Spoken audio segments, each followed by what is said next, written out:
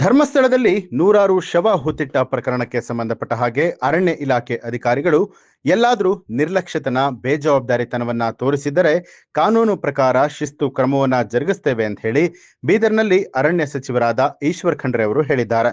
ನಗರದಲ್ಲಿ ಸುದ್ದಿಗಾರರೊಂದಿಗೆ ಮಾತನಾಡಿದಂತ ಅವರು ಈ ಕುರಿತು ಎಸ್ಐಟಿ ಅಧಿಕಾರಿಗಳು ತನಿಖೆಯನ್ನ ನಡೆಸ್ತಾ ಇದ್ದು ಎಲ್ಲಿ ಅಕ್ರಮ ಆಗಿದೆ, ಯಾವ ಅರಣ್ಯ ಪ್ರದೇಶ, ಯಾವ ಸರ್ವೆ ನಂಬರ್, ಯಾರ ವ್ಯಾಪ್ತಿ ಬರುತ್ತೆ, ಯಾವತ್ತು ಆಗಿದೆ, ಯಾರು ಜವಾಬ್ದಾರರಾಗಿದ್ದಾರೆ ಅದೆಲ್ಲವೂ ಕೂಡ ತನಿಖೆಯಿಂದ ಗೊತ್ತಾಗತ್ತೆ.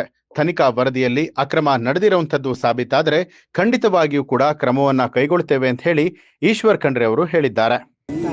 ನೋಡಿ, ತನಿಖೆ ನಡೀತಾ ಇದೆ. ತನಿಖಾ ವರದಿ ಆಧಾರದ ಮೇಲೆ ಮುಂದಿನ ಕ್ರಮ ತಗೊಳ್ತೀವಿ. ಅರಣ್ಯ ಇಲಾಖೆ ಅಧಿಕಾರಿಗಳು ಎಲ್ಲಾದರೂ ನಿರ್ಲಕ್ಷ್ಯತನ ಬೇಜವಾಬ್ದಾರಿತನ ತೋರಿಸಿದ್ರೆ ಕಾನೂನು ಪ್ರಕಾರ ಶಿಸ್ತು ಕ್ರಮ ಜರುಗಿಸ್ತೇವೆ. ಅದಕ್ಕೆ ನಾನು ಹೇಳ್ತಾ ಇದ್ದೇನೆ, ಅದು ಎಲ್ಲಿ ಇಲ್ಲಿಗಲ್ ಆಗಿದೆ, ಯಾವ ಅರಣ್ಯ ಪ್ರದೇಶ ಇದೆ, ಯಾವ ಸರ್ವೆ ನಂಬರ್ ಇದೆ, ಯಾರ ವ್ಯಾಪ್ತಿಯಲ್ಲಿ ಬರ್ತದೆ, ಯಾವತ್ತಾಗಿದೆ, ಯಾರು ಜವಾಬ್ದಾರಾಗಿದ್ದಾರೆ, ಅದೆಲ್ಲ ತನಿಖೆಯಲ್ಲಿ ಬರ್ತದೆ. ತನಿಖಾ ವರದಿ ಬಂದ ಮೇಲೆ ಮುಂದಿನ ಕ್ರಮ ಆಗುತ್ತೆ.